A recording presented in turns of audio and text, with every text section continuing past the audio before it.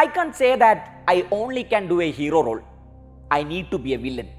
I need to be a joker.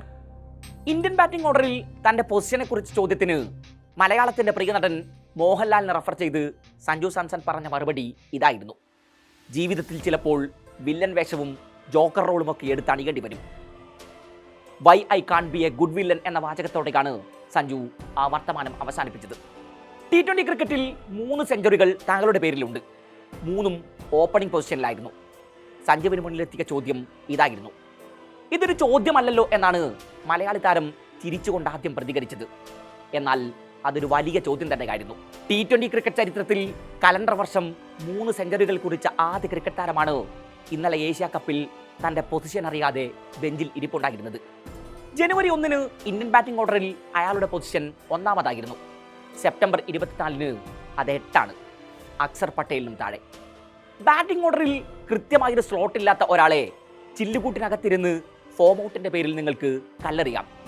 Opening പൊസിഷനിൽ നിരന്തരം പരീക്ഷിച്ച് വിജയിച്ച അയാളെ ശുഭ്മാൻ ഗിൽ തിരിച്ചെത്തുന്നതോടെ ചോദ്യവും പറച്ചിലുമൊന്നുമില്ലാതെ എടുത്ത് താഴെയിടാം. ഗില്ലും ജയ്സ്വാളുമൊന്നും ഇല്ലാത്തത് കൊണ്ടാണ് സഞ്ജുവിന് ആ പൊസിഷനിൽ അവസരം ലഭിച്ചത് എന്ന് പരസ്യമായി പ്രതികരിക്കുന്ന സെലക്ടർ അവരൊക്കെ എത്തുമ്പോൾ അങ്ങ് മാറിക്കൊടുത്തേക്കണം എന്നുകൂടെ പറയാതെ പറഞ്ഞു വെക്കുന്നുണ്ട്. അതെ, ഇന്ത്യൻ ക്രിക്കറ്റിൽ സഞ്ജു സാംസൺ ആവുക എന്നത് അത്ര എളുപ്പമുള്ള കാര്യമല്ല.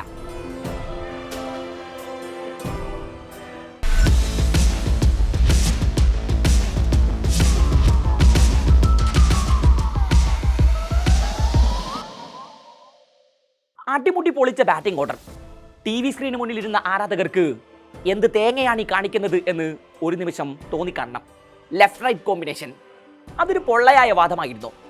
അതോ സഞ്ജുവിനെ പോലെ ചിലരുടെ കാര്യം വരുമ്പോൾ മാത്രം എടുത്തണിയുന്ന ന്യായീകരണ കവചമോ? ശുഭ്മാൻ ഗിൽ കൂടാരം കയറുന്നു. മൈതാനത്തപ്പോൾ ലെഫ്റ്റ് ഹാൻഡർ അഭിഷേക് ശർമ്മ കൊണ്ട് 1 ഡൗൺ ആയി ക്രീസിലെത്തുന്നത് ആരാണെന്നോ? ടീമിലെ മറ്റൊരു left handed batter Shivam Dube. Abhishek Sharma പുറത്താകുമ്പോൾ ക്യാപ്റ്റൻ സൂര്യകുമാർ യാദവാണ് മൈതാനത്തുള്ളത്. സ്വാഭാവികമായും തിലക് വർമ്മയെ പ്രതീക്ഷിച്ച ആരാധകർ കണ്ടത് 5-മനായി ഹാർദിക് പാണ്ഡ്യ പാഡ് കെട്ടി ഇറങ്ങുന്നതാണ്. ഡഗൌട്ടിലിരിക്കുന്ന സഞ്ജുവിൻ്റെ മുഖത്ത് ആരെങ്കിലും നിരാശ കണ്ടിരുന്നോ ഇന്നലെ? ഇല്ല. സഹതാരങ്ങളോട് അയാൾ നിറപുഞ്ചിരിയോടെ വർത്തമാനം പറഞ്ഞിരിക്കുന്നു. ഇതൊന്നും അയാളെ സംബന്ധിച്ച് അപ്രതീക്ഷിച്ച സംഗതികളൊന്നുമല്ല. ഉള്ളിൽ നിരാശ തളം കെട്ടി കിടപ്പുണ്ടാകും. എന്നാൽ അത് മറയ്ക്കാൻ അയാൾ എന്നോ പഠിച്ചു കഴിഞ്ഞതാണ്. ദുബായ് ഇന്റർനാഷണൽ സ്റ്റേഡിയത്തിൽ ഇന്നലെ പവർ പ്ലേ പിന്നിടുമ്പോൾ 70 റൺസ് സ്കോർ ബോർഡിലുണ്ട്. 10 ഓവറും 1 പന്ത് പിന്നിടുമ്പോൾ 3 അക്കം തൊട്ടിട്ടുണ്ട് ഇന്ത്യ. പിന്നെയാണ് ആ വിചിത്രമായ പരീക്ഷണങ്ങളൊക്കെ അരങ്ങേറിയത്. ബാറ്റർമാർ നിരനിരയായി കൂടാരം കയറി.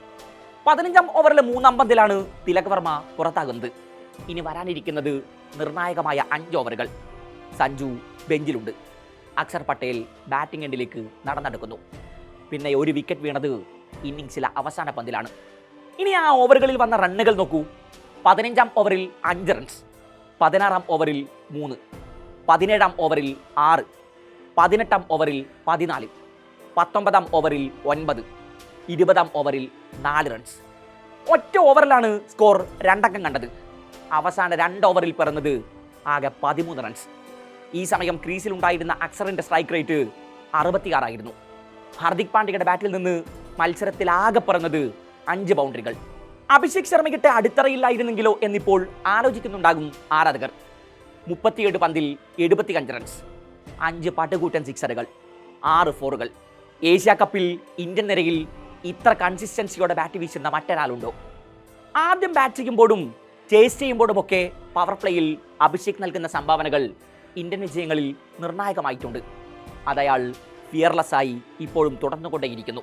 ജസ്പ്രീത് ബുംറയുടെ തിരിച്ചുവരവ് കണ്ട മത്സരമായിരുന്നു ദുബായിൽ ഇന്നലെ.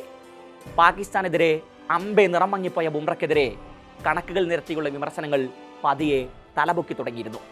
എന്നാൽ തനിക്ക് നേരെയുയർന്ന ചോദ്യചരങ്ങളെ അയാൾ മുളയിലെ നുള്ളിക്കളഞ്ഞു. 4 ഓവർ, 2 വിക്കറ്റ്, വഴങ്ങിയതാകെ 18 റൺസ്, 4.5 എക്കോണമി. വീഴ്ത്തിക 2 പേരും ബംഗ്ലാദേശ് നിരയിലെ ടോപ്പ് ഓർഡർ ബാറ്റർമാർ. അർദ്ധ സെഞ്ചുറി കുറിച്ച ഓപ്പണർ സെയ്ഫ് ഹസന്റെ വിക്കറ്റ് വീഴ്ത്തി നിർണായക ബ്രേക്ക് ത്രൂ. എറിഞ്ഞ ആദ്യ ഓവറിൽ തന്നെ ഓപ്പണർ തൻസീദ് ഹസനും ബുംറയുടെ ഇരയായിരുന്നു. തന്നെ പുറത്തിരുത്തിയ കാലങ്ങളുടെയൊക്കെ റിഡംഷൻ നടത്തിക്കൊണ്ടിരിക്കുകയാണിപ്പോൾ കുൽദീപ് യാദവ്. ഇന്നലെയും അയാളുടെ കറങ്ങിത്തിരിക്കുന്ന പന്തുകൾക്ക് മുന്നിൽ ബാറ്റർമാർ ഗതി കിട്ടാതെ ഓടറി. 4 ഓവറിൽ 18 റൺസ് വഴങ്ങി 3 വിക്കറ്റുകളാണ് കുൽദീപ് ഇന്നലെ പോക്കറ്റിലാക്കിയത്. 2 വിക്കറ്റുമായി വരുൺ ചക്രവർത്തിയും 1 വിക്കറ്റുമായി അക്ഷർ പട്ടേലും ഇന്ത്യൻ സ്പിൻ ട്രയോ മിഡിൽ ഓവറുകളിൽ എത്ര നിർണായക റോളാണ് ടീമിൽ വഹിക്കുന്നത് എന്ന് ഒരിക്കൽ കൂടി ബോധ്യപ്പെടുത്തി. 5 കളികളിൽ നിന്ന് 12 വിക്കറ്റുകളുമായി ടൂർണമെന്റിലെ വിക്കറ്റ് വേട്ടക്കാരിൽ ഒന്നാമനാണിപ്പോൾ കുൽദീപ്. വിട്ടുകളഞ്ഞ ക്യാച്ചുകളാണ് ഇന്ത്യൻ ക്യാമ്പിനെ ഇപ്പോഴും അകലപ്പെടുത്തുന്നത്. ഇന്നലെ വരുൺ ചക്രവർത്തിയുടെ ഒരു ഓവറിൽ 2 തവണയാണ് ബംഗ്ലാദേശ് ടോപ്പ് സ്കോറർ സെയ്ഫ് ഹസനെ ഇന്ത്യൻ താരങ്ങൾ വിട്ടുകളഞ്ഞത്. കളിയിലാകെ 4 ലൈഫുകളാണ് സെയ്ഫിന് ലഭിച്ചത്. ഇനി ടൂർണമെന്റിലെ മൊത്തം കണക്കുകൾ നോക്കൂ. 12 ക്യാച്ചുകളാണ് ഈ ടൂർണമെന്റിൽ ആകെ ഇന്ത്യൻ താരങ്ങൾ ഡ്രോപ്പ് ചെയ്തത്. ഈ പട്ടികയിൽ ഒന്നാമതാണ് ഇന്ത്യ. 11 ക്യാച്ചുകൾ വിട്ട ഹോങ്കോങ് ആണ് 2ാം സ്ഥാനത്ത്. 67.5% ഇന്ത്യൻ താരങ്ങളുടെ ക്യാച്ചിങ് എഫിഷ്യൻസി.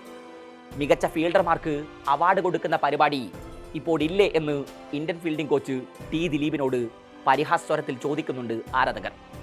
ഏതായാലും ഏഷ്യ കപ്പ് ഫൈനൽ പ്രവേശം ഇന്ത്യക്ക് കുറെ തിരിച്ചറിവുകൾ കൂടി സമ്മാനിക്കുന്നുണ്ട്. ഗൗതം ഗംഭീറും സൂര്യകുമാർ യാദവും പാഠം ഉൾക്കൊള്ളുമോ എന്ന് കണ്ടറിയണം.